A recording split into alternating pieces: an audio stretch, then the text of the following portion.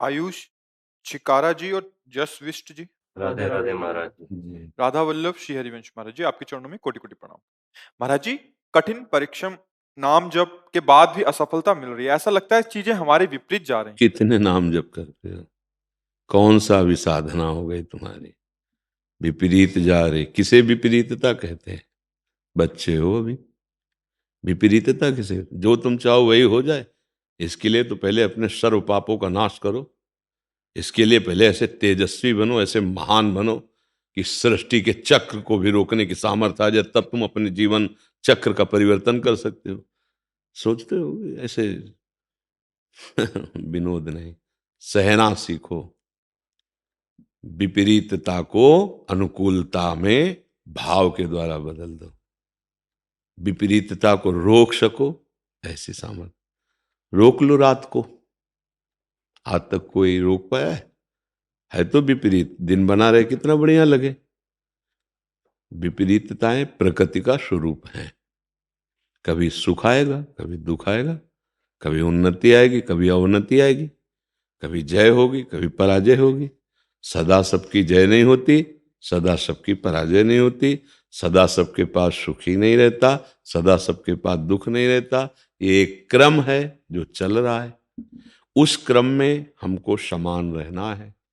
भजन करके ऐसा बल प्राप्त करना है, समान रहना है।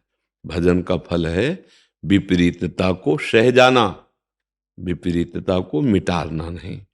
बहुत जन्मों के हमारे पाप जमा हैं, वो हमको विपरीतता दे रहे हैं। जब हम किसी भी के अंडर में होते हैं तब तक तो ठीक है। जब अंडर से बाहर निकलना चाहते हैं हम, उसके कब्जे से बाहर निकलना चाहते हैं, तो आदमी प्रयासरत नहीं होगा कि आपको परास्त कर दे। तो ये माया, काम, क्रोध, लोभ, मोह, मद, मत्सर, अभी तक हम इनके गुलाम रहे। जैसा है कहते रहे वैसा हम करते रहे। अब हम जागे हैं संतों की बात सुनकर, अब हम इनसे निकलना चाहते हैं, तो अब ये विपरीतता तो पैदा ही करेंगे। तो हमको डरना है क्या? नाम का जप कर रहे हैं तो नाम का जप विपरीत थोड़ी होगा। शास्त्र प्रमाणित बात, हरि स्मृति सर्व विपद विमोक्षणम। भगवान का नाम जप स्मरण तो हर विपत्ति से बचाता है। हर विपत्ति हम सह जाएं इतना ऊंचे उठाता है। फिर हम विपत्ति में विक्षेप को क्यों प्राप्त हो रहे हैं? हम ऐसा क्यों सोच रहे हैं कि नाम जप तो हम बहुत कर रहे हैं? बहुत नाम जप कर रहे हैं ऐसा बच्चा तभी कह सकते हो जब नाम जप बहुत नहीं हो रहा। जब नाम जप बहुत होता है, उन महापुरुषों के मुख से ही निकलता है, अरे हमसे कहाँ भजन होता है, जो भजन चाहिए वो तो हो ही नहीं रहा है। ऐसा अभी बच्चे हो ना, हाँ, इसलिए बहुत भाग्यशाली हो कि आप नाम जप कर रहे हो। थोड़ा सत्संग सुन करके अपनी बुद्धि को ऐसी सामर्थ्यशाली बनाइए कि दुख और विपत्ति तुम्हें परास्त न कर पावे। देखो, बड़े बड़े महापुरुषों को शारीरिक कष्ट में पीड़ित पाया गया। ऊंचे कोटि के जो महापुरुष हैं, जैसे रामकृष्ण परमहंस जी, बड़े बड़े संतों के जीवन चरित्र में, तो अपने लोग कितना भजन कर लेंगे, उनके बराबर तो कर ही नहीं सकते। वो तो अब मान लो माता काली जी से बात करते थे, तो आप आंख मूंद लो तो अंधकार के सिवा कुछ आएगा ही नहीं, है नहीं? सच्ची बात। वो तो बात करते थे, तो वो तो भगवान थे, क्योंकि भगवान का भजन करके भगवान के स्वरूप में हो गए। तो उनके आगे लगता है भगवान रामकृष्ण परमहंस जी, अर्थात साक्षात भगवान। जो संत भगवान को प्राप्त हो जाते हैं उनके आगे भगवान, जैसे भगवान वशिष्ठ जी, भगवान वशिष्ठ, भगवान नारद जी, क्योंकि भगवत स्वरूप हो गए। तो देखो इनके जीवन में भी शरीर संबंधी विपरीतताएं कि नहीं आई। गले का कैंसर है, लाखों को सत्संग सुना के तार रहे हैं, और गले का कैंसर है कि बोलने के लिए डॉक्टर मना किया। तो वो परास्त तो थोड़ी हुए। भजन का बल है चुपचाप शांति से सहते हुए भगवान की इच्छा का अनुमोदन करना, क्योंकि वो किसी न किसी भगवान के विधान से आया हुआ है। हमारा कोई पूर्व का है हिसाब किताब, भगवान भुगता रहे। तुम्हारे ऊपर तो ऐसी विपरीतता ही नहीं है क्या ऐसी विपरीतता? हाँ, इसलिए अच्छे बच्चे बनो, लड़ना सीखो। दूसरों से नहीं, अपने मन से, आई हुई दुख से, विपत्ति से हारना मत सीखो। फेल हो जाओ, कोई बात नहीं। अब हम ये चेक करते हैं कि हमसे कमी कहाँ रह गई। आप दोनों महाराज जी फुटबॉल प्लेयर हैं। हाँ, हाँ, हम करेंगे किसी भी विषय में। पहले ही हमने कहा, जय पराजय, सुख दुख, लाभान। हमसे कमी कहाँ रह गई? हमारे अभ्यास में कोई ना कोई कमी रह गई। अब इस वर्ष हम ऐसा अभ्यास करेंगे कि हम उस पर विजय प्राप्त करेंगे, किसी भी पॉइंट पे हो। हर शब्द का अगर चिंतन करोगे तो दुखी होगी नहीं। कहा सदा कभी जय ही नहीं होती, कहा था मैंने पहले। ये तो बाद में परिचय बता रहे हैं कि आप खिलाड़ी हो। हम सब खिलाड़ी ही हैं, नहीं? माया के खेल में सब खेल ही रहे हैं, सब विजय ही प्राप्त करना चाहते हैं। तो कोई तो विजयी होगा ही, पर सदैव वो विजयी नहीं रहेगा, एक जैसी स्थिति नहीं रहती। हमको ये देखना कि हमसे त्रुटि कहाँ हुई, हमारे अभ्यास में त्रुटि हुई है। हम लोग छोटे से सुख में फूल जाते हैं और छोटे से दुख में हम लोग भूल जाते हैं कि हमारा कर्तव्य क्या है, हमारा लक्ष्य क्या है। रात दिन अगर लक्ष्य में करो तो विश्व चैंपियन बन जाओगे। विश्व के सबसे बड़े धनुर्धर अर्जुन तभी हुए, सब विद्यार्थी सोते थे और रात में चढ़ा के प्रत्यंचा और एकांत में एक दिन द्रोणाचार्य से साय साय की आवाज आ रही थी। जाके देखा तो पसीना गिर रहा है और अभ्यासरत है। तो उनका, बेटा तुम्हारे इस धनुर्विद्या को देखकर मैं तुम्हें आशीर्वाद देता हूं, तुम विश्व के सबसे बड़े धनुर्धर हो। अभ्यास, रात दिन अभ्यास। कोई भी बात अगर हम सर्वश्रेष्ठ बनना चाहते, रात दिन अभ्यास। जिन्होंने रात दिन भजन किया वो महापुरुष हो गए। मनोरंजन करने वाला कभी कहीं भी उन्नति प्राप्त नहीं कर पाता है। थोड़ा सा लाभ मिला, हम लोग मनोरंजन में लग जाते हैं, भोग विलासता में लग जाते हैं, उसका आनंद लेने लगते हैं, थोड़ी सी विजय का, थोड़े से सुख का भोग करने लगते हैं। इसलिए फाइनल में पहुंचने के लिए अभ्यास में त्रुटि हो जाती है। अगर हमारी एक मान लो पार्टी है 10 की, 15 की, 20 की, अगर वो पूरा बैच अभ्यासरत है, सबसे बड़ी चीज अभ्यास है। अभ्यास में चाहे भजन मार्ग हो चाहे संसार का मार्ग हो, अभ्यास योग युक्तेन चेतसा नान्यगामिना।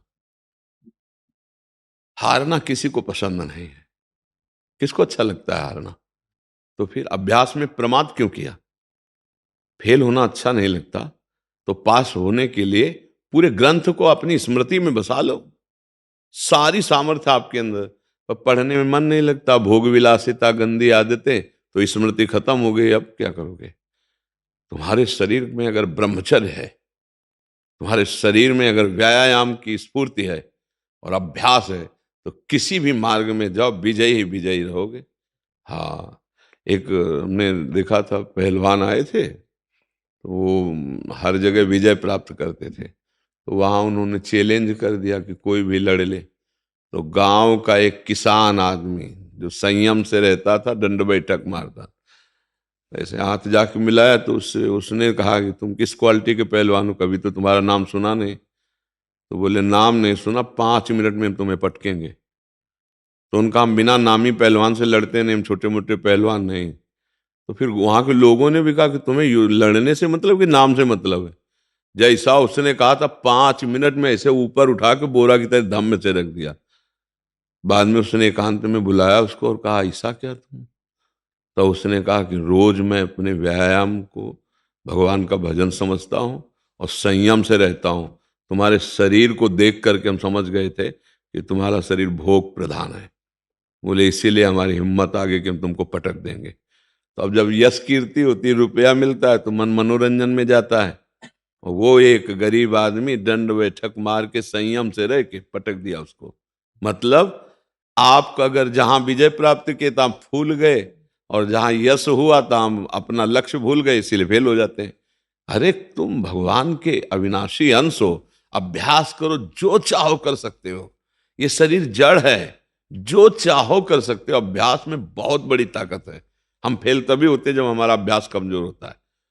वो सोने का थोड़ी बना जो विजय लेके गया, उसने हमसे ज्यादा अभ्यास कर लिया। चूक होना अलग बात है, अभ्यास की कमी होना अलग बात। तो तो ये कि हमें हर जगह विपरीतता मिलती है, हम निराश हो जाएं, उदास हो जाएं, ना अपने स्वभाव में कभी रहा है और ना हम चाहते हैं कि किसी के स्वभाव में रहे। एक बार हारेंगे, दो बार हारेंगे, तीसरी बार हम विजय प्राप्त करेंगे। लेकिन अभ्यास, बहुत बड़ी ताकत अभ्यास में, बहुत बड़ी ताकत है। हाँ, बहुत बड़ी ताकत। जहां हम कमजोर होंगे वहां हमारा मनोरंजन होगा, देख लेना, मन की विलासता। हम लोगों में थोड़ी सी विशेष कमी ये आ जाती है कि जहां हम थोड़ा विजय प्राप्त करके वहां भूल जाते हैं, अभ्यास में कमी कर देते हैं, भोगों में लग जाते हैं। नहीं, यदि हमें सर्वश्रेष्ठ बनना है तो हमको अपने संयम में आना है।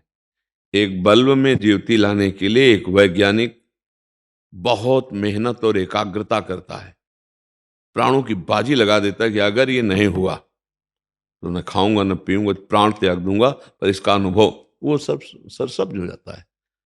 किसी भी कार्य में चलने के लिए बहुत, अब अपने लोग जैसे परमार्थ पे चले तो ऐसे थोड़ी कि जीते जीत मिलती है, ठोकरें मिली, नाना प्रकार के कष्ट मिले, पर जिद्दी स्वभाव, प्राण चाहे निकल जाए गलत नहीं होने देंगे, प्राण चाहे निकल जाए अब इस मार्ग से नहीं हटेंगे, अब हमें भगवान की प्राप्ति करनी ही करनी है, आगे बढ़ जाओगे वस्तु की प्राप्ति। तो ये बात हमें लगता है कि हम लोगों का स्वभाव थोड़ा सा ढुलमुल स्वभाव है।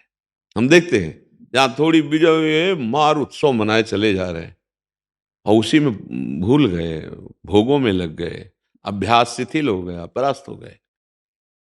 पक्का समझ लो तुम जो चाहो कर सकते हो, इतना आपको अधिकार दिया गया, इतनी आप में शक्ति कि भगवान को अधीन कर सकते हो। पाशुपतास्त्र लेने के लिए जब भगवान शिव के लिए रिझाने के लिए तप कर रहे थे तो भगवान शिव अस्त्र देने के पहले उनकी परीक्षा ली।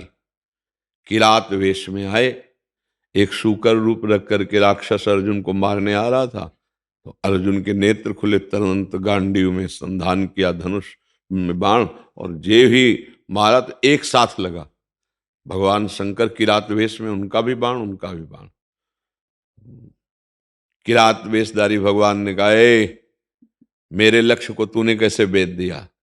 क्योंकि दिव्यास्त्र देना है तो तुम्हारी सामर्थ्य योग्यता है कि नहीं, ये जानने के लिए।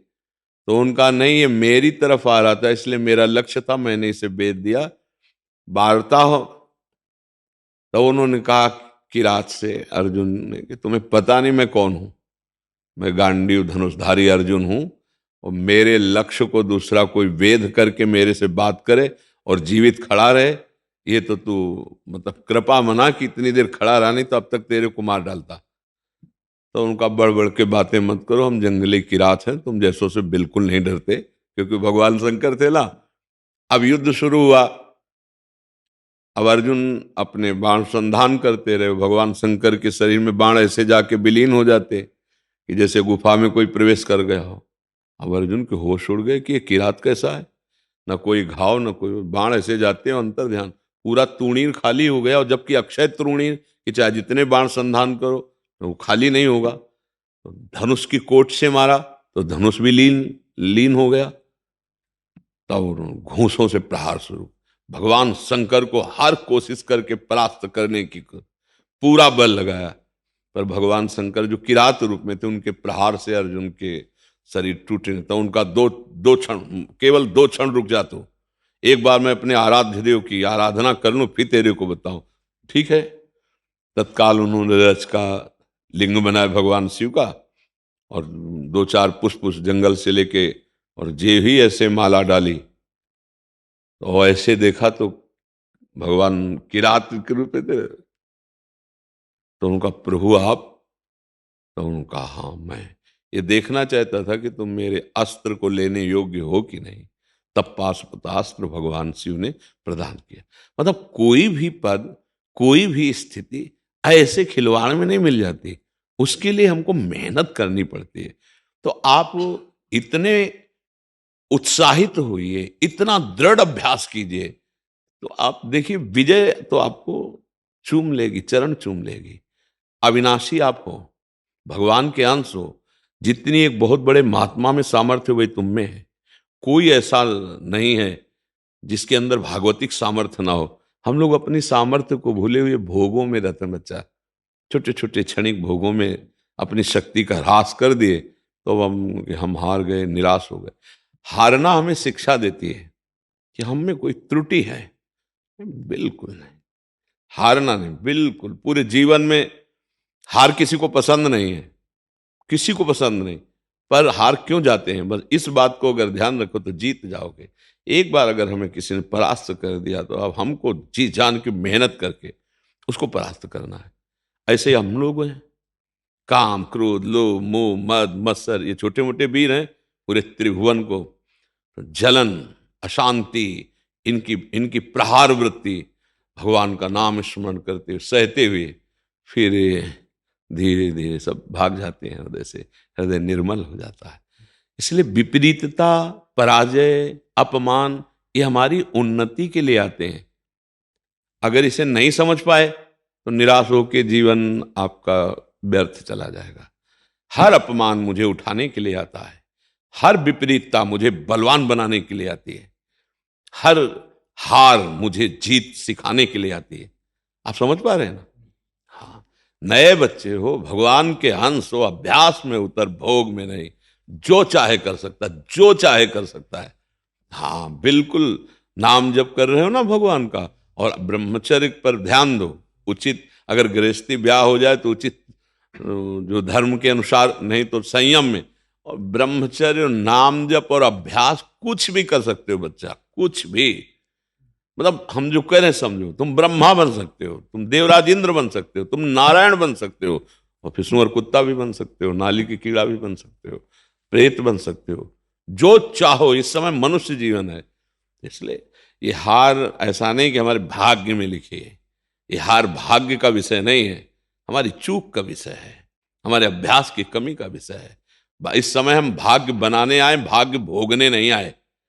थोड़ा प्रारब्ध हमारे दुख सुख का रचना कर सकता है, लेकिन हमें परास्त नहीं। हम नया भाग्य निर्माण करने के लिए आए हैं, मानव हैं हम, कोई पशु पक्षी नहीं कि जो प्रारब्ध है उसे भोग लिया। इसलिए नाम जप को इस विषय में न देखा जाए कि मेरी पराजय क्यों हुई, वो अभ्यास का विषय है। ये नाम जप परमार्थ है, अध्यात्म शक्ति है। और अच्छा, हम जैसे नाम जप कर रहे हैं, भजन कर रहे हैं, अब हमसे कोई उनको इस निशाने पे गोली मारो तो हम नहीं मार पाएंगे, कभी नहीं मार पाएंगे, क्योंकि हमने वो अभ्यास नहीं किया है। हमने ये अभ्यास किया है, भजन। भजन का अभ्यास अध्यात्म शक्ति दे रहा है, लेकिन लौकिक अभ्यास आपके तो फुटबॉल में विजय पाने के लिए नहीं, ये अध्यात्म शक्ति है। और वो अभ्यास शक्ति है लौकिक, उसको उस रूप में लाओ। इसका पावर दुख सुख सहने के लिए, हार जीत में समान भाव के लिए, और दिव्य तेज प्राप्त करने के लिए। और उसको अभ्यास में इस तरह, ये प्राकृतिक क्रियाएं हैं, इस तरह लाओ कि विजय प्राप्त हो। अरे इसको उससे जोड़ोगे, उसको इससे जोड़ोगे तो इस पे अश्रद्धा हो जाएगी। हो जाएगी नहीं हो जाएगी? यार नाम जप से तो हम जीते नहीं। अब आप नाम जप करो, आप सोचो अंग्रेजी से बोल ले तो आप थोड़ी बोल पाओगे। उसके लिए ABCD पढ़नी पड़ेगी, उसके लिए आपको अंग्रेजी पढ़ाने वाले टीचर से जुड़ना पड़ेगा, सब कुछ समझना पड़ेगा, फिर आप बोल पाओगे। अब अपने, अब भजन बल से आप कहो कि हम ये लौकिक, तो पारमार्थिक ज्ञान और लौकिक अभ्यास, तब इस संसार पर विजय प्राप्त की जाती है। तो इसलिए बच्चा इसमें निराश नहीं होना। आप समझ पा रहे? हाँ जी महाराज जी, जब से आपका स्मरण किया, जब से आपका नाम सुना, आपको सुन रहे हैं महाराज जी, बहुत बदलाव आया महाराज जी। हाँ बच्चा, सोचने की, अब जो हम पहले करते थे, खाते थे महाराज जी, वो सब बदलाव आ चुके हैं महाराज जी आपके बात सुनने से। अब हाँ भगवान कृपा करे, आप अपने लक्ष्य पे आगे बढ़े, स्वस्थ रहे, अच्छे बने। महाराज जी, कभी बहुत बुरा लगता है कि जब सामने वाला मांस वांस खाता है तो अपने को बहुत बोलने में बुरा लगता है महाराज जी। नहीं, अपने को नहीं लगना चाहिए बुरा, अपने को सुधार करना है। और संसार जो जैसा चल रहा है, अगर आपका कोई दोस्त है, मान लो आपके दोस्त हैं, ये गलत करना, तो हम अपने दोस्ती के अधिकार के अनुसार कह सकते हैं इनसे, पर हम बुरा इनसे भी नहीं मांगे कि ये, हम बुरा नहीं मानेंगे। हमारे मित्र हैं, हम इनको कहेंगे कि ये बुरा कार्य है, वैसे आप ना करते तो अच्छा है। पर जिनसे हमारा कोई अधिकार ही नहीं है, तो हम अगर उनके दोष दर्शन करेंगे तो हम गिर जाएंगे, हमारे पुण्य नष्ट हो जाएंगे, हमारा सतमार्ग रुक जाएगा। समझना है, जैसे हम देख रहे हैं कि आदमी बहुत बुरा कर रहा है, उसका स्वभाव है, वो माया से प्रेरित होकर कर रहा है, अपने निकल गए। अब वो हमारा मित्र है तो हम अपनी तरफ से मित्रता के अधिकार में कहने का अधिकार रखते हैं, भाई यार तू दोस्त है, ये जो पीने जा रहा है, जो खाने जा रहा है, इससे तेरी बुद्धि भ्रष्ट हो जाएगी, तेरा मार्ग ठीक नहीं है। अगर हमारा उससे कोई संबंध नहीं तो हमारा कहने का अधिकार व्यर्थ चला जाएगा। अब आप कहोगे किसी को या आप बुरा मानोगे तो आपको दुख पहुंचेगा, आपका हृदय क्षोभ को प्राप्त हो। अपने को क्या है कि सतमार्ग की बात बता दी, आप हमें गाली दो, चाहे आप अपमानित करो, हमारा कार्य हो गया, हम चल। लेकिन आप संसार के मार्ग में हैं, आप दुखी हो जाएंगे कि यार हमने तो इसको अच्छी बात कही और वो ऐसे मान लो गाली दे के बात कर दे आपसे, महाराज जी होता है ना आपका उपहास। तो आप ऐसा मत करो, क्योंकि सामर्थ्य के अनुसार होता है ना। आप अपने को देखो और आपका मित्रवत जिससे अधिकार है आप उससे कह सकते हो कि भाई ये गलत है, फिर भी उस पर जोर नहीं दे देते, हम धीरे से अपने को हटा लेते हैं। जहां कुमार्गगामी प्रवृत्तियों वाला कोई हो तो हम धीरे से हटाते हैं, ना अपने हृदय को जलने देना है, ना झगड़ा करना है। तो यही चतुरता होगी संत समागम की। अपने को सुधार, और जब हम अपने को सुधार लेंगे ना तो सच्ची हजारों का सुधार हमारे आचरण से, हमारी वाणी से, हमारे संग से हो जाएगा। हम अपने को इतना पहले बलवान बनाएं कि हमारा कोई भी आचरण दूसरे के ऊपर चढ़ बैठे और उसकी गंदगी दूर कर दे। सत आचरण में बहुत बड़ी सामर्थ्य होती है, ठीक है ना।